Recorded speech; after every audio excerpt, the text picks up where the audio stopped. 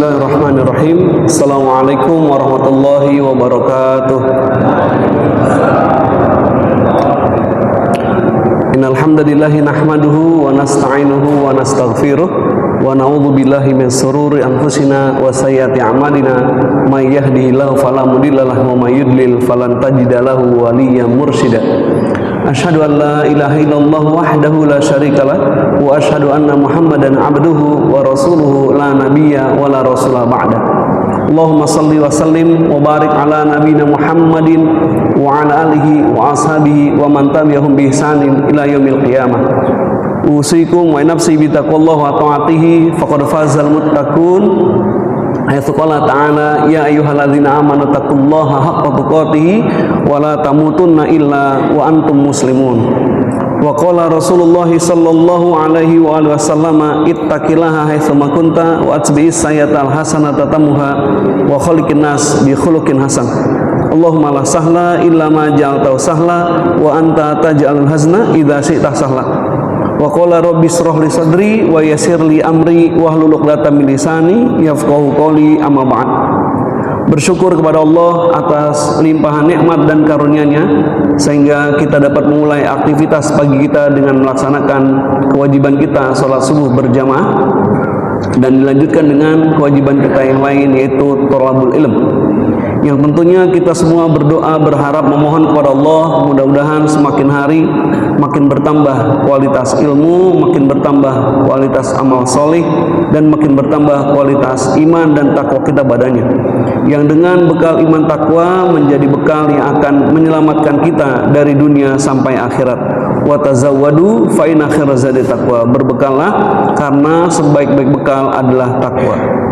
Salawat teriring salam semoga tetap tercurah kariban kuduah dan uswah kita baginda Nabi kita Muhammad sallallahu alaihi wasallam beserta keluarganya, para sahabatnya, tabi'in tabi'in dan insyaallah sampai kepada kita umatnya yang senantiasa istiqomah beriltizam terhadap al-Islam dan sunnah-sunnah beliau hingga akhir hayat kita kelak, dan mudah-mudahan di akhirat nanti kita mendapatkan syafaatul uzmanya. Amin ya rabbal alamin.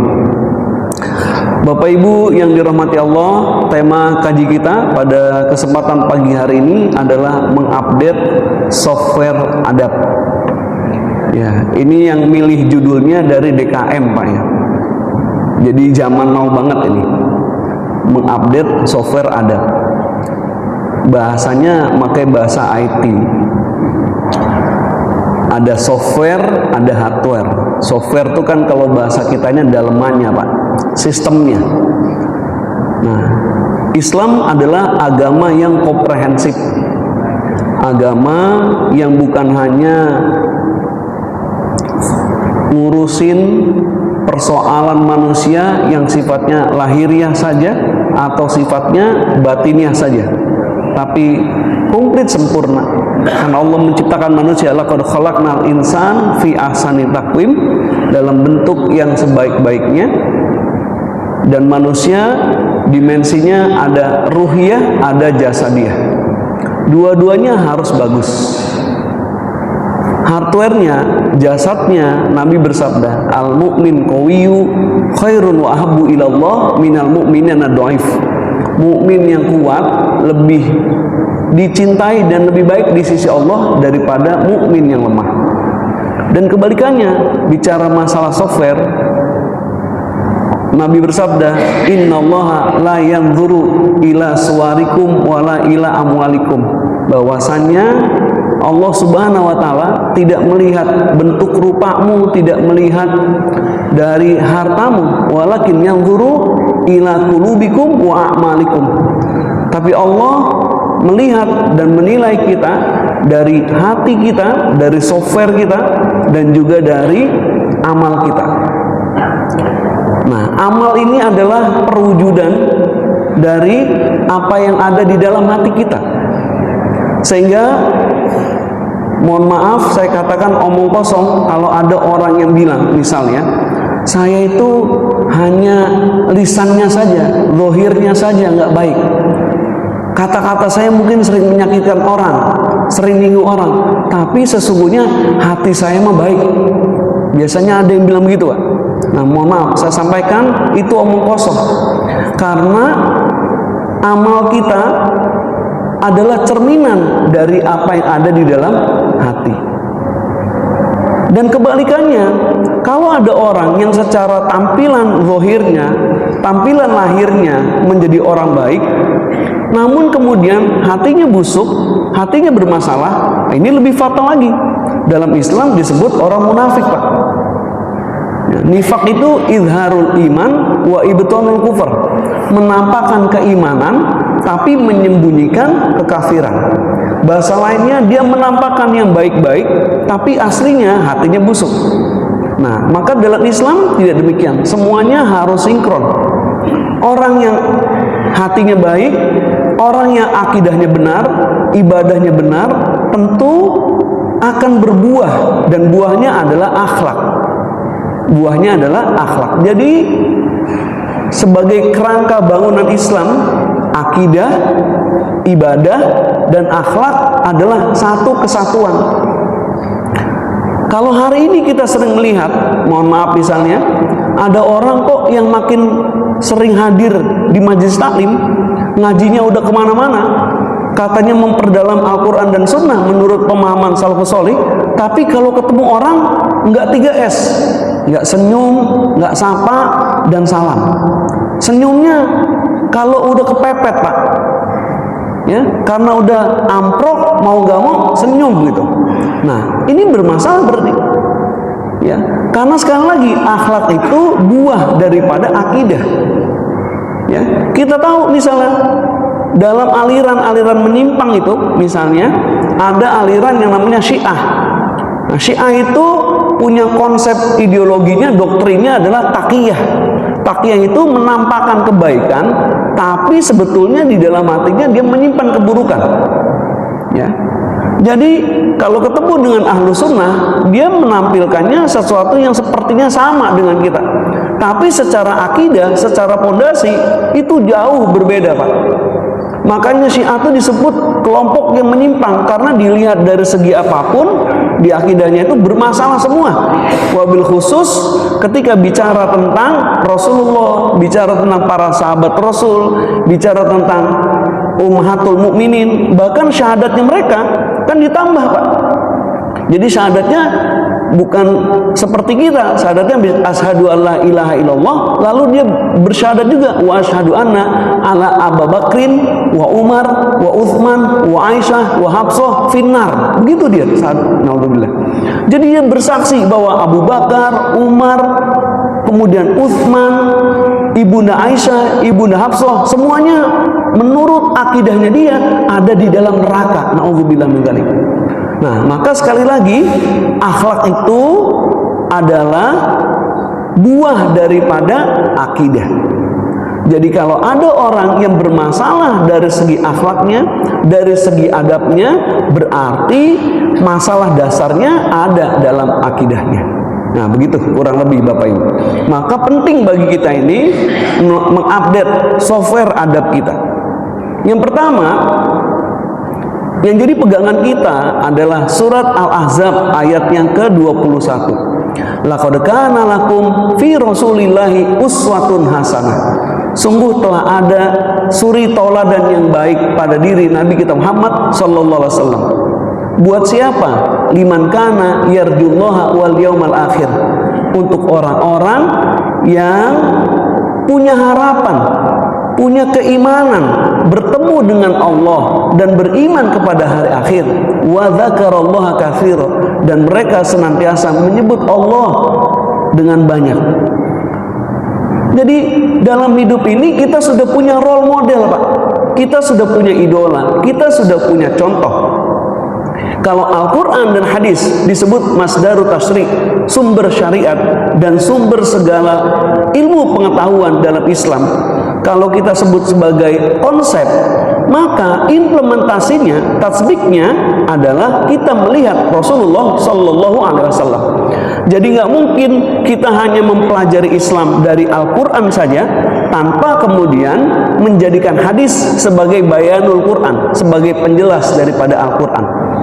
Karena Al-Quran konsep dasarnya, lalu implementasinya ada dalam hadis Nabi. Kenapa? Karena hadis itu isinya adalah potret kehidupan Nabi SAW. Ma'udifa ilahin Nabi SAW qaulan au fi'lan au takriron au ahwalan. Semua yang datangnya dari Nabi SAW, baik perkataan, perbuatan, ketetapan, bahkan kondisinya Nabi. Nah, semua itu adalah implementasi, penerapan daripada konsep-konsep yang ada di dalam Al-Quran. Sebagaimana dulu ada seorang sahabat yang bertanya kepada Ibunda Aisyah, "Ya Ibunda, bagaimana sih akhlaknya Rasulullah?" Maka jawaban beliau, "Kana khuluquhul Quran." Bahwa Nabi itu adalah Al-Quran yang hidup, Al-Quran yang berjalan. Jadi kita baca Al-Quran, mau tahu bagaimana cara implementasinya dalam kehidupan kita sehari-hari, mulai dari melek mata sampai memejamkan mata kembali, semuanya ada di dalam diri Rasulullah Muhammad Sallallahu Alaihi Wasallam. Dan Allah Subhanahu Wa Taala memuji akhlak beliau dalam surat Al-Qalam ayat yang keempat, wa innaka la'ala khuluqin azim. Dan sesungguhnya engkau benar-benar memiliki budi pekerti, akhlak yang luhur. Ya, jadi Nabi SAW adalah role model yang sangat ideal sebagai insan kamil, ya, sebagai insan kamil bagi kita untuk kita contoh dalam kehidupan sehari-hari. Nah, ini kalau dalam kemudian konsep ke-Jawa Baratan, Pak, ya, KDM punya konsep yang namanya Pancawaluya, gitu kan.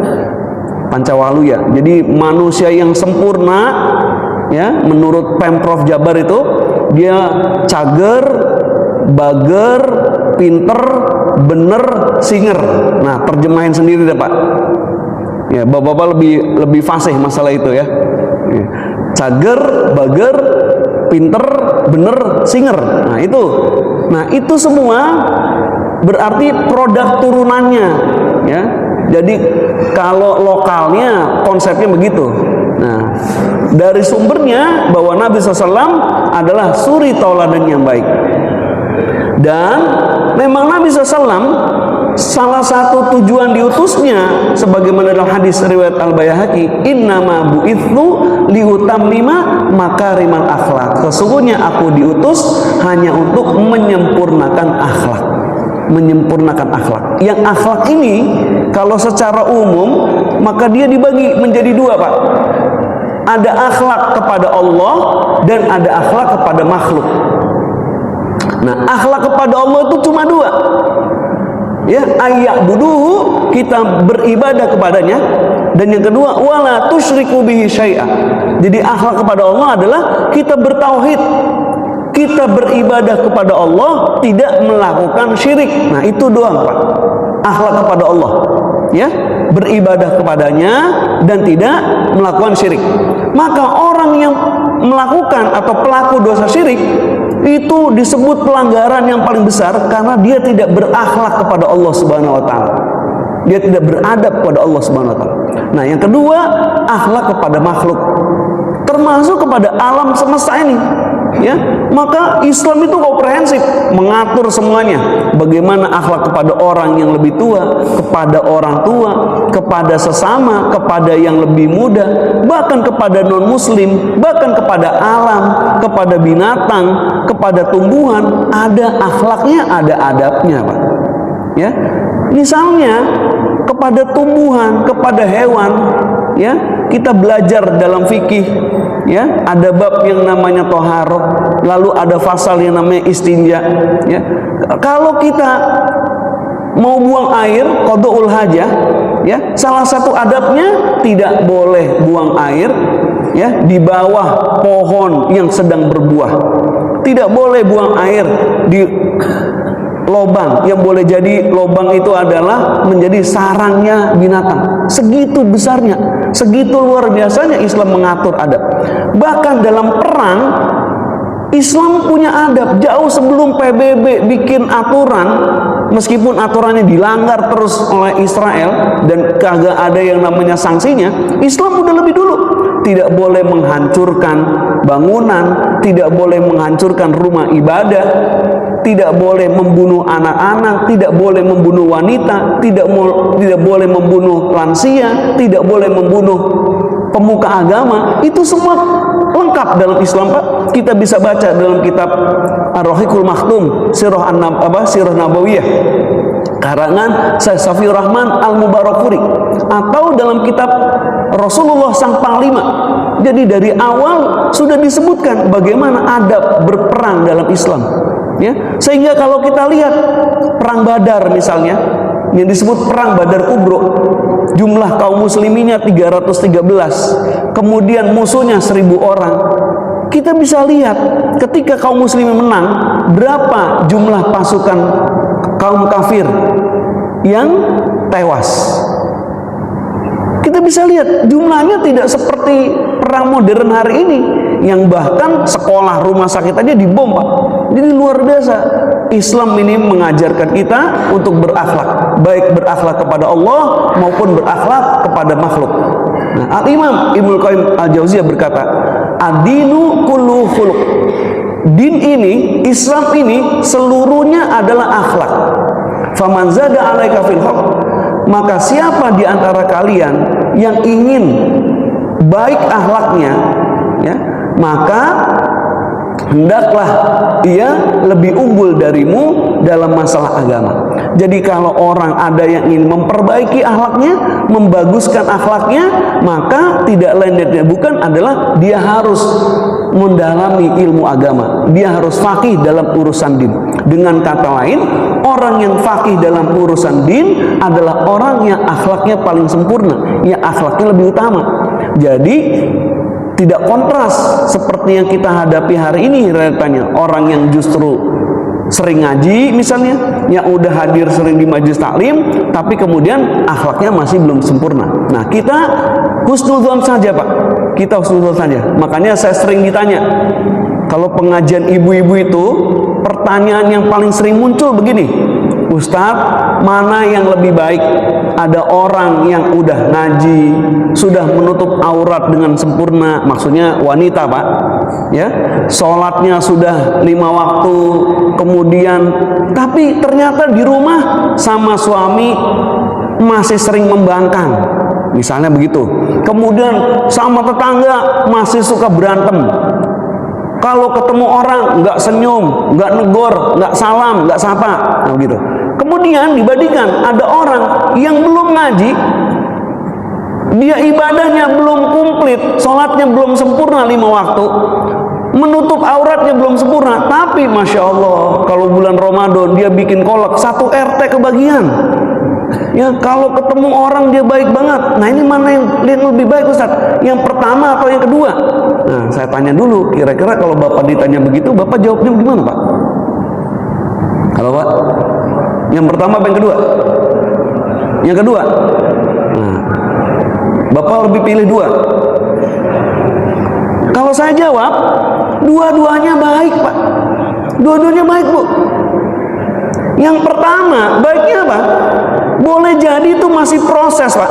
Namanya manusia hijrah itu kan butuh proses. Berubah itu nggak seperti membalikan telapak tangan. Saat ini dia lagi beresin dulu, lagi benerin dulu yang namanya hablum minallahnya. Mudah-mudahan nanti sesudah bener hablum minallahnya, beres hablum minallahnya, baru dia mulai membenarkan hablum minannasnya. Saya bilang gitu. Kalau dia masih dia udah ngaji tapi masih suka berantem sama tetangga, ya kita doakan saja, mudah-mudahan dia nanti lebih sempurna. Boleh jadi kalau dia nggak ngaji, bukan cuma berantem sama tetangganya ditelen, saya bilang. Ya, jadi masih proses. Nah, yang kedua juga baik. Ya, dia belum ngaji, dia belum bagus akhlaknya kepada Allah, tapi dia sudah bagus akhlaknya kepada manusia. Maka masya Allah, kalau ditambah dia membaguskan akhlaknya kepada Allah, wah, udah lebih TOP BGT. Jadi dua-duanya bagus, Bu. Saya bilang, yang nggak bagus, yang ketiga. Siapa yang ketiga? Yang julid, yang nyinyir, Pak. Nah, jangan-jangan yang nanya gitu. yang kerjaannya ngurusin orang lain gitu. Nah, jadi semuanya masih berproses, semuanya masih berproses, ya. Meskipun tadi ya sempurnanya akidahnya bagus, ibadahnya bagus, akhlaknya juga bagus. Nah, itulah sebabnya kita mesti sering-sering mengupdate software adab gitu kurang lebih, Pak. Kalau perangkat lunak kita, ya, baik laptop, handphone, itu biasanya dia udah otomatis, ya, udah otomatis diupdate. Nah, kalau kita belum bisa otomatis, Pak, harus ada effort, harus ada usaha kita sendiri. Nah, baik. Selanjutnya, saya ingin menjelaskan sebetulnya apa sih perbedaan antara adab dengan akhlak. Ya, kita sering dengar kata akhlak, kita sering dengar kata adab. Ya. Nah, Imam Bukhari punya kitab khusus yang membahas masalah akhlak atau adab yang disebut Al-Adabul Mufrad. Ya, ada 2 jilid. Ya, Al-Adabul Mufrad. Yang di dalamnya membahas mulai dari adab kepada orang tua sampai yang paling kecil. Nah, membahas tentang adab. Jadi apa bedanya akhlak dengan adab? Nah, dan kita sering dengar istilah, nanti ada perkataan seorang ulama bahwa adab lebih utama daripada ilmu. Nah, ini bagaimana misalnya? Padahal adab itu lahir dari orang yang berilmu. Jadi kalau orang tidak berilmu, harusnya nggak mungkin punya adab. Dan kalau orang beradab, harusnya berdasarkan ilmu. Oke, kita bahas, Pak. Secara definisi, akhlak adalah sikap, perilaku, budi pekerti yang muncul pada diri seseorang yang sudah otomatis, sudah spontan, nggak pakai pemikiran lagi. Itulah akhlak. Ya. Kalau di kelas, ya, saya menjelaskan definisi adab, itu anak-anak lagi diem, saya kagetin, Pak. Nah, apa yang timbul, reaksi apa yang muncul ketika dikagetin tuh? Ada yang teriak astagfirullahaladzim, ada yang kemudian malah teriak kenceng banget, ada yang absen anggota ragunan, ada yang bilang kuti lompat misalnya. Nah, itulah adab, itulah akhlak maksud saya. Ya, sesuatu sikap, perilaku yang muncul pada diri kita spontan tanpa ada pemikiran lagi, itu namanya akhlak. Karena akhlak ini lahir dari proses panjang yang namanya tarbiyah. Proses panjang yang namanya tarbiyah. Yang di dalam tarbiyah itu, pendidikan itu, di dalamnya mulai dari dipaksa, terpaksa, lama-lama biasa, lama-lama bisa karena terbiasa, akhirnya jadi kebutuhan, lalu jadi karakter. Nah, itu akhlak, Pak. Jadi kalau pertanyaannya, apakah kalau seseorang memiliki akhlak yang mazmumah, akhlak yang sayyi'ah, akhlak yang buruk, bisa dirubah? Jawabannya bisa banget. Itulah pentingnya sekolah, itulah pentingnya pendidikan. Jadi pendidikan itu adalah membentuk karakter, membentuk akhlak yang karimah. Jadi kalau anak-anak kita sekolah makin tinggi jenjang pendidikannya, akhlaknya makin bermasalah, berarti ada masalah dengan sekolahnya. Jangan-jangan cuma bicara masalah kognitif, tidak bicara masalah afektifnya. Jadi seperti itu, harusnya makin tinggi tingkatan sekolahnya, ya, makin lama dia belajar, harusnya akhlaknya makin bagus. Ya, makanya kalau orang dulu yang disebut kaum terpelajar, kaum intelek, yang paling utama terlihat adalah akhlaknya. Jadi udah nggak ribut lagi masalah ijazahnya, Pak. Kalau sekarang kan orang mesti lihat dulu ijazahnya, ngaku profesor doktor, coba dilihat ijazahnya. Jangan-jangan S1-nya ijazahnya di Pramuka gitu, Pak, universitasnya. Ya. Tapi kalau orang dulu, ya, kelihatan dari apanya? Dari adabnya. Nah, sekarang kan justru tidak berbanding lurus. Banyak kasus-kasus. Belum lama itu kita dihebohkan. Ada seorang guru besar, ya, guru besar, berarti profesor doktor, dari universitas Islam lagi, ya, di kameranya, di CCTV-nya memperlihatkan bagaimana dia marah-marah sama apa, penjaga kasir, lalu sampai diludahin, Pak, sampai diludahin. Nah, apapun alasannya, saya kira itu tidak bisa dibenarkan, karena itu akhlaknya. Dan konsep akhlak itu tadi saya bilang, bahasanya teko, tidak akan mengeluarkan kecuali isinya. Jadi kalau isi teko itu susu, yang keluar pasti susu. Yang di dalam teko itu teh, pasti yang keluar teh. Tidak mungkin, ya, isinya susu, keluarnya teh, kecuali kalau di Jawa Barat, ya, betul. Isinya susu, ditanya apa ini? Ini teh susu, gitu, Pak. Ya, kalau Jawa Barat susu kita tuang, ditanya ini apa? Ini teh susu. Padahal susu, tapi ada tehnya kalau di Jawa Barat. Ya, jadi tidak mungkin. Maka itu adalah cerminan. Nah, kalau sekarang kan jadi kayaknya kontradiksi, jadi paradoks. Tingkat ilmu pendidikannya tinggi, tapi tidak berbanding lurus dengan akhlaknya. Nah, lalu apa kalau yang disebut dengan adab? Secara etimologi, adab berasal dari bahasa Arab adaba yu'addibu atau takdib, yang bermakna mendidik, melatih disiplin, atau memperbaiki perilaku. Dan adab juga berarti kesopanan, kehalusan budi, dan akhlak. Nah, ini kita dapat keywordnya, Pak.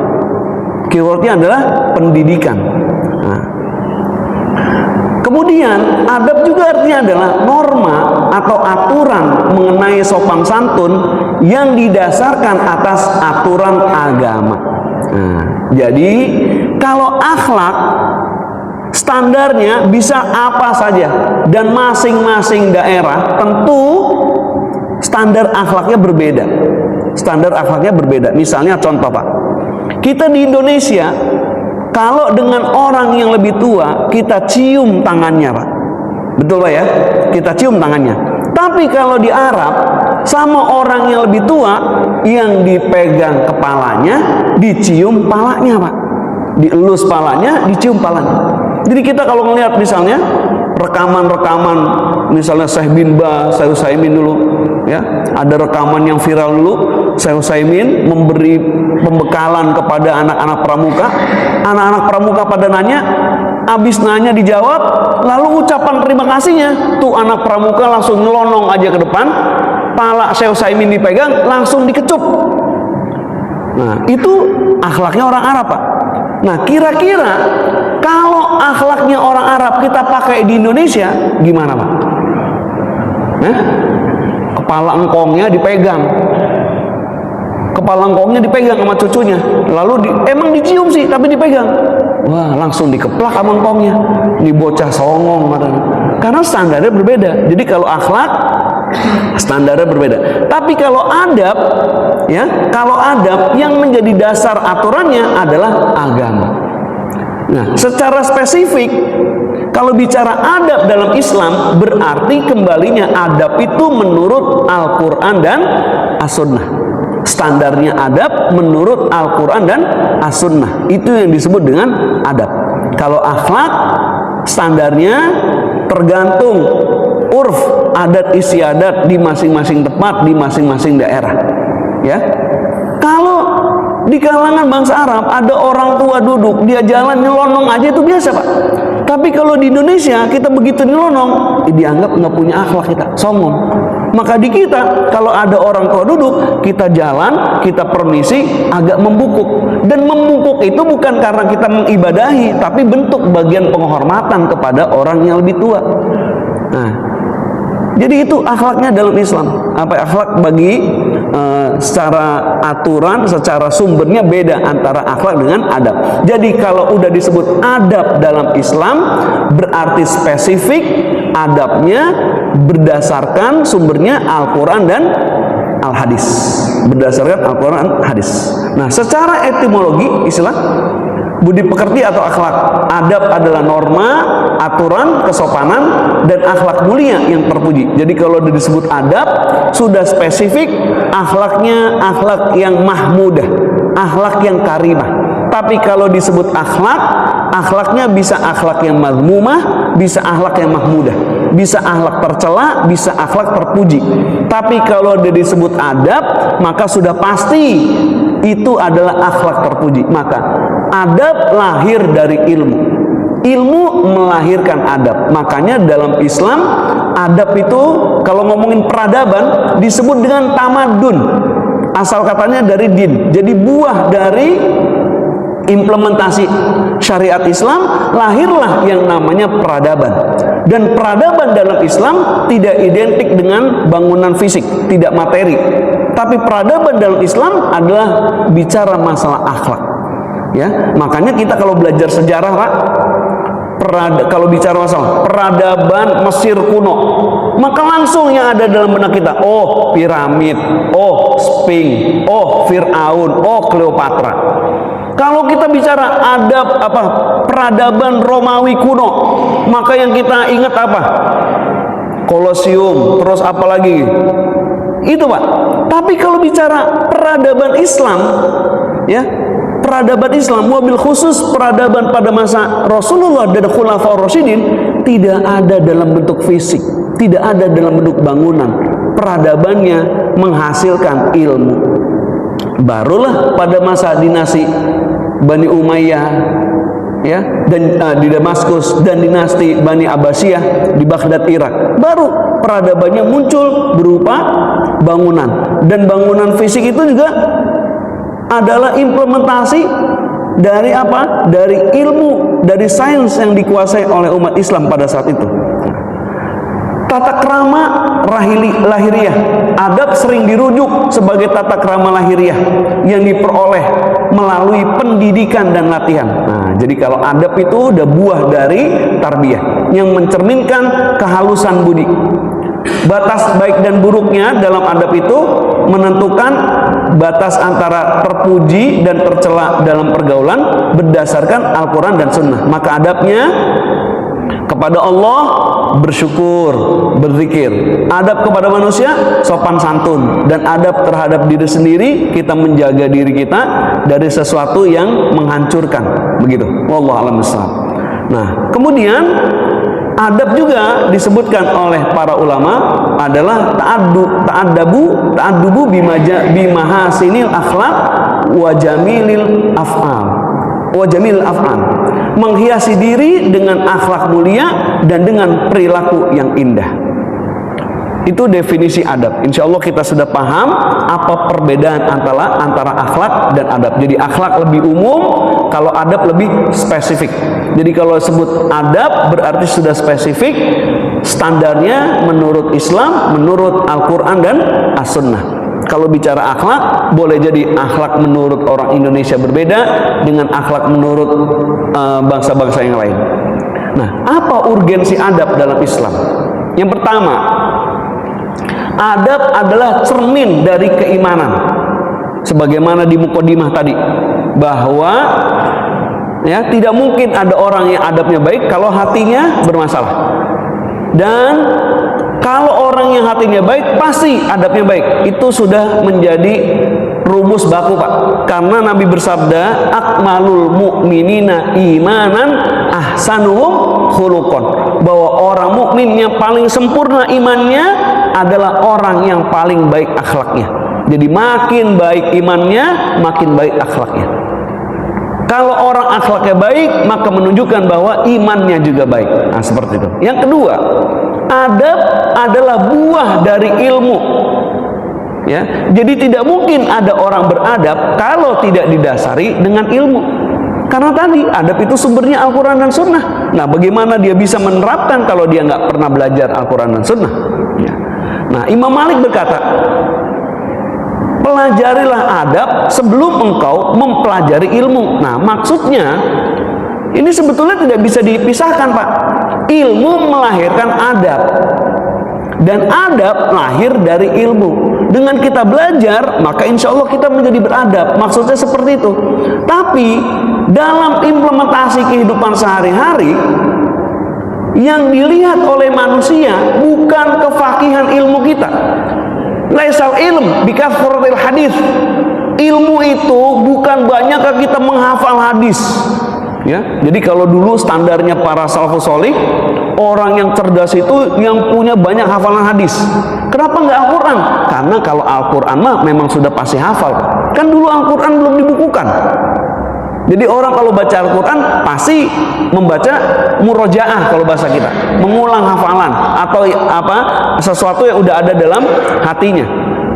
Nah, maka yang menjadi standarnya kalau ulamanya para sahabat berarti yang paling banyak meriwayatkan hadis, seperti misalnya Abu Hurairah, Ubay bin Ka'ab, seperti itu.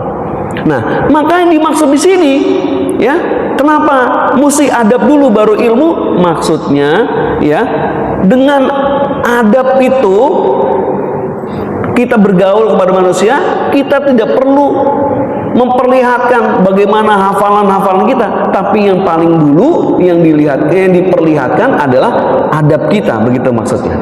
Imam Abdullah bin Mubarak berkata, kita lebih membutuhkan sedikit adab daripada banyaknya ilmu. Ya. Jadi sedikit adab sudah cukup, daripada kita punya banyak ilmu tapi ilmunya tidak menghasilkan adab. Karena harusnya makin banyak ilmu, orang itu makin beradab. Yang ketiga, urgensinya kita terhadap adab. Adab adalah jalan menuju kemuliaan. Karena Rasulullah bersabda, sesungguhnya orang yang paling aku cintai dan paling dekat tempat duduknya denganku pada hari kiamat, ya, adalah yang paling baik akhlaknya. Yang paling baik akhlaknya. Jadi yang menentukan posisi kita nanti di surga, dekat atau tidak dengan Rasulullah, adalah dari akhlaknya. Nah, jangan ditanya lagi, kok nggak dengan imannya? Loh, akhlak itu buah dari keimanan. Maksudnya gitu. Kok nggak ibadahnya? Karena akhlak itu adalah buah dari ibadah. Harusnya begitu, Pak. Jadi udah nggak perlu dikontradiksikan. Sebagai contoh misalnya, ketika kita melaksanakan seluruh rangkaian amaliyah ibadah di bulan Ramadan, tujuannya untuk apa, Pak? La'allakum tattaqun. Tapi sesudah kita menjadi orang bertakwa, apa Allah sebutkan indikator orang yang bertakwa? Allah nggak sebut orang bertakwa itu yang sholat malamnya luar biasa, yang baca Qur'annya sehari mungkin 10 juz, yang kemudian sholat puasanya tidak.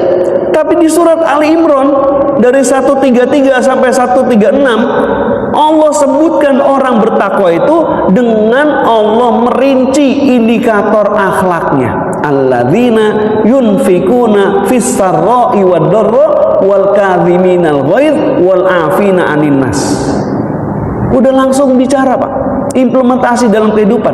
Orang yang bertakwa itu dia berinfak dalam kondisi lapang maupun sempit. Dia bisa self control, dia bisa menahan emosinya, mengendalikan amarahnya, dan menjadi orang yang pemaaf. Gitu. Jadi Allah Subhanahu wa taala ketika menyebutkan orang yang bertakwa, udah langsung ngomong bicara masalah buahnya, yaitu akhlaknya. Ya. Sebagaimana kita misalnya mempelajari apa sih indikator orang yang hajinya mabrur, orang yang haji dan umrohnya mabrur itu yang bagaimana? Di Al-Quran kita nggak temui, dalam hadis ada, disimpulkan oleh para ulama, ada dalam dua hadis yang berbeda. Orang yang hajinya mabrur, Allah dan Rasulnya nggak bilang orang yang kalau pulang haji kemana-mana pakai peci haji, sholatnya 5 waktu berjamaah di masjid misalnya, tidak. Tapi langsung Nabi SAW menyebutkan adabnya. Orang yang hajinya mabrur, pertama, afsus salam, yaitu orang yang menyebarkan salam. Nah, salam yang dimaksud di sini bukan hanya assalamualaikum, tapi menyebarkan keselamatan. Kalau ada iklan, nggak ada elu, nggak rame, gitu, Pak. Maka orang yang haji itu, orang yang haji mabrur adalah orang yang kalau dia ada, dia membawa kedamaian, dia membawa keselamatan, ya, bagi lingkungannya. Makanya kenapa dulu penjajah Belanda bikin regulasi orang Indonesia yang pulang haji namanya harus pakai titel H, harus disebut hajinya. Kenapa? Karena orang yang pulang haji itu lebih berbahaya bagi Belanda. Ya, dia tidak lagi ngurusin hablum minallah, dia pasti udah ngikutin hablum minannas. Dia udah pasti menerapkan hablum minannas. Berarti dia sudah ada ghirah, semangat untuk kemerdekaan. Dan kalau udah begitu, ini bahaya. Makanya Belanda, orang Indonesia pulang haji harus pakai haji. Kan cuma di Indonesia doang, Pak, ya? Kenapa? Karena pertama afsus salam. Yang kedua, Apa indikator haji yang mabrur? Kata Nabi SAW, Afsus salam wa thayyibul kalam. Ucapannya yang keluar dari lisannya adalah kalimat kata-kata yang baik, tidak pernah menyakiti. Karena Nabi bersabda, al muslimu man salimal muslimuna min lisanihi wa yadihi. Orang Islam itu yang memberi jaminan keamanan bagi saudaranya dari bahaya lisan dan bahaya tangan. Dan orang yang udah haji dianggap sudah selesai menunaikan rukun Islam, jadi representasi muslim. Nah, seperti itu, Pak. Yang ketiga, orang yang hajinya mabrur, kata Nabi SAW, wa it'amut ta'am. Dia senantiasa memberi makan kepada orang lain. Berarti dia punya kepedulian sosial yang sangat tinggi. Dia punya simpati dan empati. Dia tidak akan bisa tidur dengan nyenyak kalau dia tahu ada tetangga kanan kirinya yang nggak bisa tidur karena kelaparan. Jadi punya kepedulian sosial, ya. Jadi itu. Maka disebutkan di sini, kata Rasulullah, yang menentukan di surga nanti dekat atau tidaknya dari segi akhlaknya. Nah, kalau udah disebut akhlaknya, sudah otomatis buah dari akidah, buah dari ibadah. Yang berikutnya, pentingnya adab, karena adab menjaga amal dari kerusakan. Sebagaimana kita tahu, misalnya Allah berfirman dalam surat Al-Kahfi, "Qul hal nunabbiukum bil akhsarina a'mala." Ya, katakan Muhammad, apakah kamu perlu diberitahukan, ya, tentang orang-orang yang paling rugi amalnya? Alladzina dhalla sa'yuhum fil hayati dunya wa hum yahsabuna annahum yuhsinuna sun'a. Yaitu orang yang beramal seolah-olah amalnya di dunia ini udah TOP BGT, ternyata nggak ada nilainya di hadapan Allah. Kenapa? Karena niatnya nggak ikhlas, caranya tidak ittiba'us sunnah. Nah, ikhlas itu bicara akhlak kepada Allah. Ittiba'us sunnah bicara akhlak kepada Rasulullah, bicara akhlak kepada makhluk. Jadi orang yang paling merugi, orang yang bermasalah dari segi akhlak. Dalam hadis Nabi SAW, riwayat Imam Muslim, Nabi nanya, tahukah kalian siapa orang yang bangkrut, orang yang muflis? Kata para sahabat, ya orang bangkrut itu yang dagang, habis dagangannya, kagak untung, modalnya juga habis. Ya. Ternyata bukan itu. Orang muflis itu, kata Nabi, orang yang datang kepada Allah di hari kiamat membawa banyak pahala puasa, pahala zakat, pahala sholat, tapi begitu banyak juga hati-hati manusia yang disakiti dengan lisannya, dengan jarinya. Karena sekarang kalau ngomongin lisan dengan tangan itu udah satu paket, Pak. Ya, ada orang yang lisannya diem, pendiam banget, tapi jarinya, masya Allah, ya, jarinya di medsos, wah, itu sama aja jadi lisan dan tangan. Nah, jadi orang muflis itu orang yang tidak menjaga akhlaknya, sehingga banyak orang yang nagih dia, dikasih semua pahalanya udah habis, yang nagih pertanggungjawaban sama dia masih banyak. Walhasil pahalanya habis, dosa orang-orang yang disakiti sama dia diserahkan kepada dirinya. Nauzubillah min dzalik. Itulah orang yang muflis. Yang berikutnya, ya, karena adab timbangannya sangat berat di hadapan Allah pada hari kiamat. Sebagaimana hadis riwayat Imam Abu Daud dan Tirmidzi, Nabi bersabda, tidak ada sesuatu yang lebih berat di timbangan amal daripada akhlak yang baik. Nah, lalu pertanyaannya, apa indikator software adab kita perlu diupdate, Pak? Indikatornya apa nih? Nah, pertama, kalau kita udah mulai baper. Nah, baper ini kan ada dua definisi, Bu. Kalau bapernya bawa perubahan, bagus. Tapi kalau bapernya bawa perasaan, kita jadi mudah tersinggung, ya, ini berarti ada masalah. Jadi orang yang perlu diupdate software adabnya, ya, indikator pertama, ketika dia mulai tersinggung nggak jelas, Pak. Ya. Kalau ngaji Bapak tersinggung, bersyukur, berarti hati kita masih hidup. Ya. Yang kedua, sulit menerima kebenaran. Ini udah ada virus-virus al-kibr. Ya, karena sombong itu batorul haq wa ghamtun nas, menolak kebenaran, meremehkan manusia. Kemudian lisannya sering berkata kasar dan reaktif. Ya, makanya Masya Allah, saya kalau sering ngomong sama anak-anak, itu yang namanya anak-anak, ya, anak-anak SMA, kalau udah ngobrol, ketemu sama temennya, itu udah nggak ada yang jadi manusia. Udah nggak ada yang jadi manusia, saya bilang. Yang satu manggilnya anjir, yang satu bilangnya nyet, nggak ada yang jadi manusia, Pak. Dan anak sekarang itu Masya Allah, lidahnya mudah memaki. Mudah memaki, baik memaki diri sendiri, memaki keadaan, Masya Allah. Ini berarti indikator nih. Software adabnya perlu diupdate. Yang keempat, ketika orang itu mulai hilang rasa respect. Dan yang kelima, udah sibuk dengan aib orang lain dan haus validasi. Ya, mohon maaf, dunia medsos Pak, benar-benar update status, OTW pengajian, OTW, bahkan orang lagi sholat malam itu ada yang live IG Pak, lagi sholat malam, jadi dia sholat qiyamul lail itu di depan kamera begini, Masya Allah, saking hausnya validasi. Nah ini kalau udah mulai begini, udah tanda-tanda ya software adabnya perlu diupdate. Nah, kalau perangkat lunak, otomatis kalau kita ada effort, ada usaha. Dan ini cuma sebagian saya sebutkan. Lalu bagaimana caranya kita mengupdate software adab? Yang pertama, install ulang niat. Luruskan niat lagi. Ya, itu sebabnya kenapa para ulama setiap membuat kitab hadis atau membuat kitab pasti nomor satunya disebut niat. Innamal a'malu binniyat. Pasti selalu hadis nomor satu Pak, karena dengan niat itu rubba amalin kabirin tusoghiruhun niyah, kata para ulama. Berapa banyak amalan besar jadi kecil gara-gara niatnya, bahkan gak bernilai. Wa rubba amalin soghirin, dan berapa banyak amalan kecil tukabbiruhun niyah, jadi besar karena niatnya. Maka diniatkan, luruskan niatnya karena Allah Subhanahu wa taala, bahwa dalam melakukan segala sesuatu di dunia ini kita lillah, untuk Allah.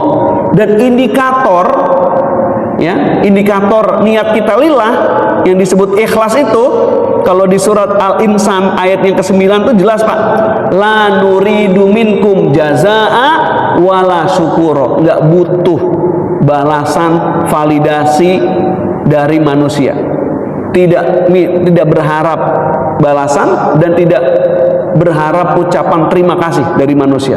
Nah itu. Yang kedua, scan virus hati. Bagaimana macam-macam penyakit hati, mulai dari nifak, mulai dari kiber, kemudian ghadab, ya, suka marah-marah, kemudian tajassus, ghibah, itu bagian dari yang namanya penyakit hati. Ya, dan yang kalau paling parah itu kalau sudah ada nifak, apalagi kalau sampai ada syirik, baik syirkul akbar maupun syirkul asghar. Nah, di scan dulu deh. Kalau udah dapat scan, udah ketahuan virusnya, ya terus di delete Pak, di delete Bu. Yang ketiga, update lisan. Kuncinya cuma satu Pak, hadis Nabi, man kana yu'minu billahi wal yaumil akhir falyakul khairan aw liyasmut, berkata yang baik atau diam. Dan yang keempat, perbaiki adab kepada Allah. Wabil khusus maksudnya mempelajari, memperdalam lagi, memperbaharui tauhid kita, iman kita. Jadidu imanakum biqauli la ilaha illallah. Dan yang kelima, kembali kita menjadikan Rasulullah sebagai suri tauladan, sebagai idola dalam segala aspek kehidupan kita. Nah, lalu kalau ini sudah kita lakukan, indikatornya ya, software adab kita sudah terupdate ya, indikatornya nanti bisa kelihatan bahwa sudah mulai hilang Pak, sudah mulai hilang yang tadi, maka disebutkan al-adab ya, syajarah. Adab itu adalah pohon, kalau dibaratkan pohon, asluha al-aql ya, akarnya adalah akal, wa far'uha al-qaul, cabangnya adalah ucapan, wa samaruha al-amal, sedangkan buahnya adalah amal. Jadi kalau pohonnya itu pohon Islam, akarnya akidah ya, bangunan pohonnya adalah ibadah, dan buahnya adalah akhlak, adab. Tapi kalau adab itu diibaratkan pohon, maka akarnya adalah akal. Akalnya bisa berpikir jernih, rasional, logis. Kemudian yang jadi cabangnya adalah kata-kata, perkataan. Jadi lisannya pasti baik, thayyibul kalam, kata-katanya selalu baik. Dan yang menjadi buahnya adalah amal. Jadi semakin baik adab seseorang, amalnya kepada Allah dan kepada manusia. Maka disebutkan oleh Nabi SAW, khairun nas anfa'uhum linnas. Nah, ini udah buahnya daripada adab. Manusia yang paling baik adalah yang paling banyak memberi manfaat kepada manusia. Wallahu a'lam bishawab.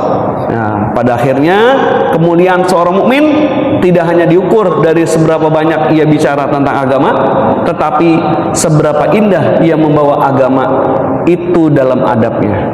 Demikian kaji kita pada kesempatan pagi hari ini, karena mungkin bapak-bapak, ibu-ibu juga sudah mau ikut aksi, Pak. Baik, sebelum ditutup, ada pertanyaan, saya persilakan. Cukup? Ya. Baik, demikian kaji kita pada kesempatan pagi hari ini. Mudah-mudahan bermanfaat. Yang benar datangnya dari Allah dan Rasulnya, yang salah dari saya Doif.